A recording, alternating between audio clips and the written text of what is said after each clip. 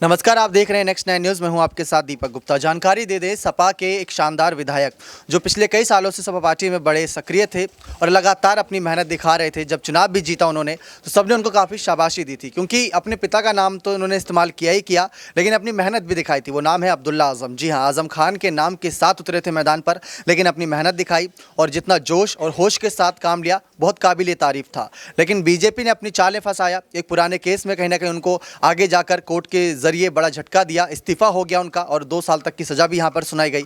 अब बात आ रही है उसी सीट पर उपचुनाव की। उपचुनाव की तैयारियां भारतीय जनता पार्टी बड़े जोरों शोरों से कर रही है, क्योंकि जब विरोधी पार्टी की सीट होती है तो उस सीट पर चुनाव लड़ने का मजा दोगुना हो जाता है। जैसे कि हमने रामपुर, आजमगढ़ और रामपुर की ही लोकसभा और विधानसभा दोनों ही सीटों देखे जाए तो वहां पर बहुत सक्रियता थी। आजम खान का इस्तीफा हुआ था। आजम खान की जगह यहाँ पर जितने भी प्रत्याशी सामने आए सपा से, सबको हार के सामना करना पड़ा। वैसे तो एक ही प्रत्याशी को दोनों ही चुनाव में उतारा गया, लोकसभा और विधानसभा, लेकिन दोनों ही चुनाव में उनको हार का सामना करना पड़ा, वो भी 1 साल के अंदर। शायद ये अपने आप में एक बड़ा रिकॉर्ड होगा कि विधानसभा और लोकसभा में एक ही प्रत्याशी दोनों चुनाव हार गया। खैर, ये तो बात की बात है। अब सपा की यहाँ पर ज़्यादा बात न करते हुए भाजपा की तरफ आते हैं। भाजपा में अभी भी एक ऐसी बड़ी शानदार नेता है जो अपनी जिम्मेदारी का इंतजार कर रही है कि उनको किस सीट से जिम्मेदारी दी जाएगी। अभी तक शादी और ऐसे कई सारे समारोह में शामिल हो रही हैं, जहाँ पर जाकर चर्चा का विषय तो बन रही है, लेकिन चुनावी चर्चा का हिस्सा नहीं बन रही, क्योंकि अब फिर से उपचुनाव को लेकर चर्चाएं जोरों पर हैं और जो सीट खाली हुई है अब्दुल्ला आजम के इस्तीफे से, उस पर उपचुनाव की स्थिति बन रही है। भारतीय जनता पार्टी किस प्रत्याशी के साथ मैदान पर उतरेगी, ये सवाल है। जब मुलायम सिंह यादव का निधन हुआ था, मैनपुरी सीट को लेकर यहाँ पर चर्चाएं थी कि अपर्णा यादव आएंगी, तब वहां पर नहीं उतारा गया। रामपुर को लेकर चर्चाएं थी कि अपर्णा यादव आएंगी, तब भी नहीं उतारा गया। लेकिन अब अब्दुल्ला आजम का जब इस्तीफा हुआ है और दोबारा उपचुनाव होगा, तो ऐसे में क्या अब अपर्णा यादव को मौका दिया जा सकता है? इसी मामले पर जानकारी देने के लिए हमारे साथ मौजूद है खास सहयोगी प्रांशी। सीधा सवाल यही रहेगा कि क्या यहाँ पर अपर्णा यादव को अब भी जिम्मेदारी मिलेगी या फिर अब भी काफ़ी इंतजार करना पड़ेगा?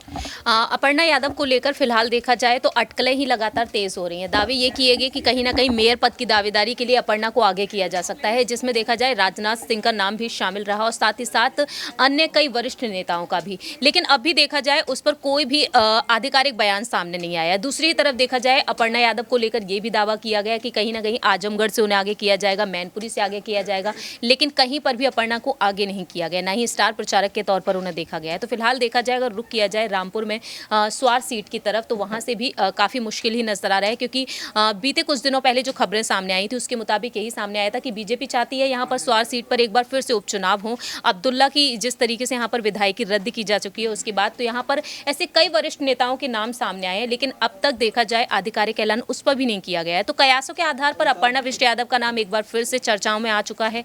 देखना यही होगा कि आखिरकार यहाँ पर योगी सरकार उन्हें वाकई में कोई जिम्मेदारी देगी या नहीं, क्योंकि दावे ये किए गए हैं कि लोकसभा चुनाव के लिए अपर्णा को केंद्रीय मंत्री स्मृति ईरानी की तरह तैयार किया जाएगा। जी, लेकिन आपको जानकारी दे दें कि अगर यहाँ पर अपर्णा यादव का नाम की चर्चा इस सीट पर नहीं हो रही, तो जिस नाम की चर्चा हो रही है वो है जयाप्रदा। तो आपको क्या लग रहा है, आजम कभी समर्थन करते हैं जयाप्रदा का, आज वही आजम के बेटे की सीट खाली होने पर अपनी अलग ही जीत का जश्न मनाने के लिए तैयारियां कर रही है, तो क्या जयाप्रदा उस पर बाजी मार पाएंगी? देखिए, जाहिर सी बात है, जयाप्रदा का जिस तरीके से योगी आदित्यनाथ से जो मुलाकात हमने देखी है उसके बाद से यहाँ पर अटकलें यही तेज हो रही हैं। तो जयाप्रदा जो हमेशा ही आजम खान को लेकर बोलती हुई नजर आती हैं, आज भी उनका बयान सामने आया, वह लगातार तंज कसती हुई नजर आती हैं। अगर आने वाले समय में यहाँ पर जयाप्रदा को मौका मिलता है आजम खान के खिलाफ उतरने के लिए, परिवार के किसी अन्य सदस्य के खिलाफ उतरने के लिए, तो जाहिर सी बात है जयाप्रदा यहाँ पर स्वीकार करती हुई जरूर नजर आ सकती हैं। बहुत बहुत शुक्रिया। तो कुल मिलाकर देखा जाए स्वार सीट को लेकर एक बार फिर से चर्चाएं गरमा चुकी हैं और उपचुनाव की स्थिति बन रही है, लेकिन आपको क्या लगता है कि क्या अपर्णा यादव को सचमुच बीजेपी को इस जिम्मेदारी देना भी चाहती है, या फिर वो इन जिम्मेदारियों को देने से भागती नजर आ रही, ताकि अपर्णा यादव को